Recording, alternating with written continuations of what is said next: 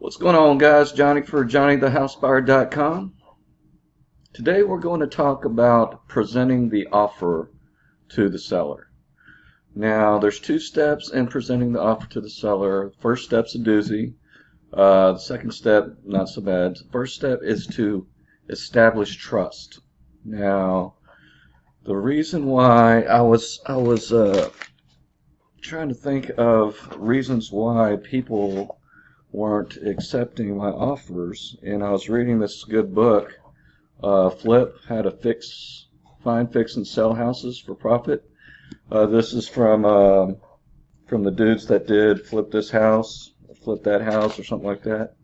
And a major factor for getting someone to establish trust and to allow them to sell their house to you is they've got to know you, they've got to like you a little bit, and they've got to trust you, right? It's a really good book. It talks a lot about how to establish trust with your potential seller. So there's 7 elements in establishing trust, okay? It's really good stuff here. The first point is that you have to understand the seller situation, right? So this is a good book. I'll go ahead and put a link up here. We'll call this JohnnyTheHouseBuyer.com/flipbook, I think. Flipbook.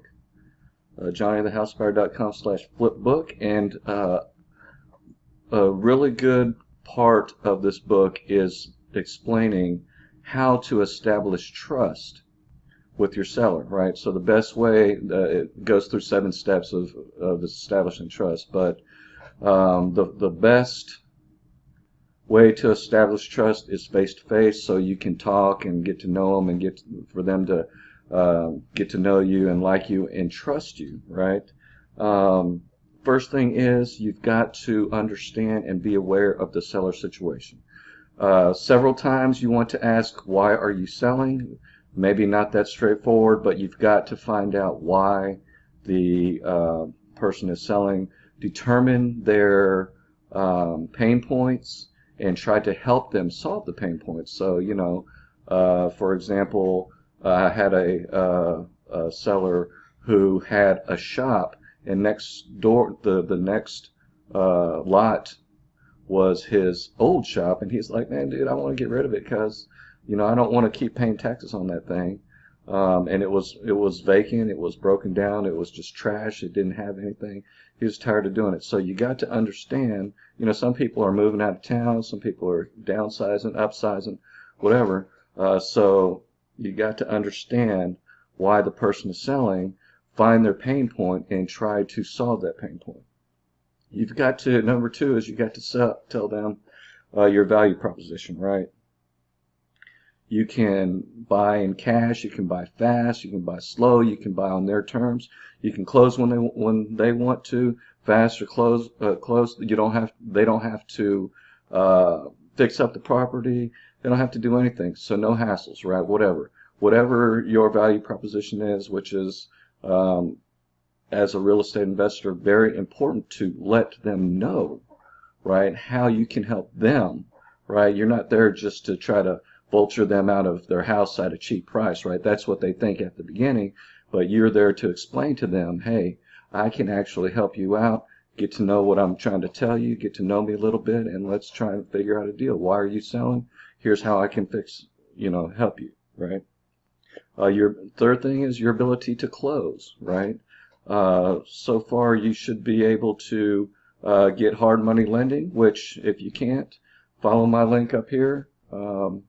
I can be your hard money lender. Yes, I can. And you can borrow money through a company that I'm affiliated with. So money should not be a problem. You can do private money lending, whatever, or you can borrow from private lenders. If you have a good deal, you can find the money, okay, even if it's not your money, right? So lots of ways to do it. We'll go through it. That thing is a whole nother topic. If you guys like, let me know in the description. If you want me to make a topic of how to find money, definitely leave a comment below. Fund my deals. .net is a link to the hard money. Just fill in your application and talk about the property, and it'll go to the underwriting people. This is the company that I would recommend for sure. Also, if you want to borrow money, not necessarily for real estate, or for hard money, they'll provide you up to 75–80%. So if you want to close the gap, you can go to businesscreditfunding.org, right? That organization there. You can apply for loans or business credit cards or personal credit cards, anything like that. It'll tell you about the funding program, so it will close the gap on that down payment that you'd have to make to the hard money lender. So you could theoretically get 100% financing, no money down, going through steps like that. But anyways, side tangent. You got to know your value proposition. You got to have the ability to close. That was a little spiel on how you can close, how you can get the money, whatever. You need to let them know you can close quickly, or you can close on their timeline if they don't want to close quickly. Sometimes people want to close. They're like, hey, I'm moving. I move in 3 months, so I need to close before, right before then. Say, hey, I can close on your timeline, whether it's fast or slow. Whenever you want to close, let's close. Of course, you want to close as soon as possible to make the deal and make the money, right? You got to let them know, show the seller. Number 4 is the improvement costs, right? You got to let them know, hey, man, it's going to cost so much money to improve this house so I can sell it. So, for them to understand why your offer is low, you're going to have to tell them these costs that are, not exactly line by line. I wouldn't do that. Sometimes you do, but typically you don't. Just let them know, hey, there's improvement costs, right? I have to fix this up. I've got to make it market ready. And you know that you're not doing this because it does cost money to do it. It costs time. So the quiet costs, right? The time, the holding money. You got to borrow the money, right? So borrowing the money costs money. You can explain that to them as well. Let them understand, right, the complexity, if you will, of buying his or her house, and holding on to it, repairing it, and selling it. I mean, it's a big deal. And let them know that it does cost money, it does cost time, and absolutely let them know you are a businessman. You're doing this to make money. Yes, they'll say, oh, you just want to make money. Yes, I do want to make money, but I also want to make it good for you. So if we can come to some terms, understanding, yes, that I am trying to make some money off this property.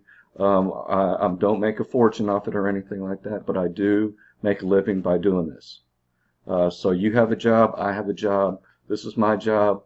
Let's go ahead and try to make a deal, understanding that yes, I will make a profit off this. But the key is to tell them, to let them know, not just tell them, but let them know that there's costs involved.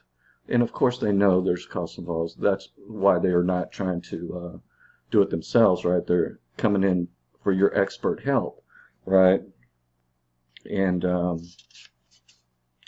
let them understand that the costs involved are pretty significant, and that's why you are presenting an offer that is lower than what they had in mind, because they'll always say, hey, that's a lot lower than I had in mind, always, right? I mean, that's just, and then you can come out and say, well, hey, these are the reasons. I mean, that's good.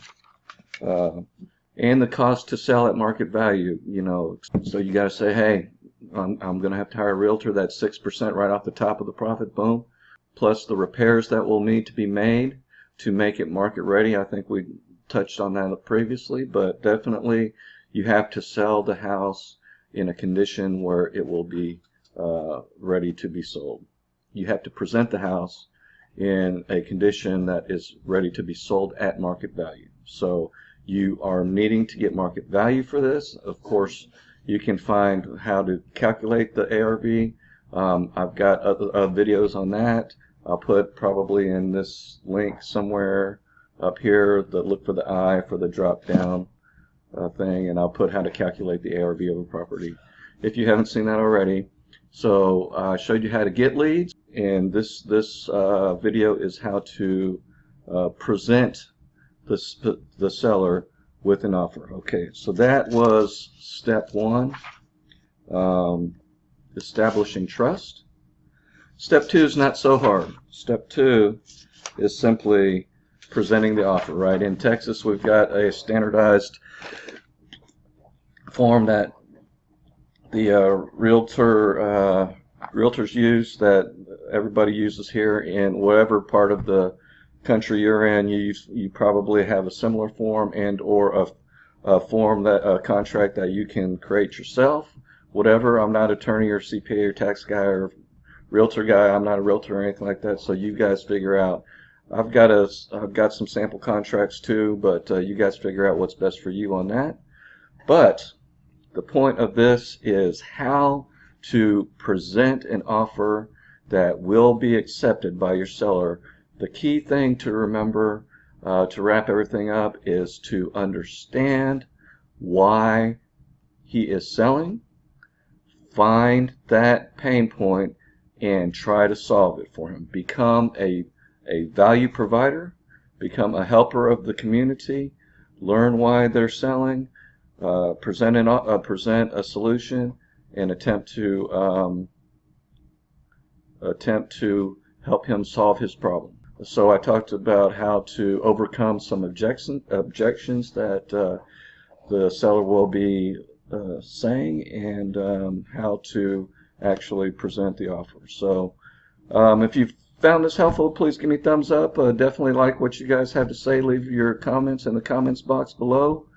Let me know what other kind of videos you guys are interested in, and definitely get this book. This is a really good book. I'll put it up here, a link up here, JohnnyTheHouseBuyer.com/flipbook. And also make sure you guys check out my site. I'm putting up the site pretty soon, JohnnyTheHouseBuyer.com. So make sure you visit that. There'll be a lot of cool stuff, just like in my YouTube channel. So please like, comment, and subscribe.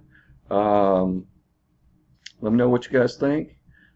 As always, be a light, speak truth, change lives, and I wish you much success in your business and in life. Peace.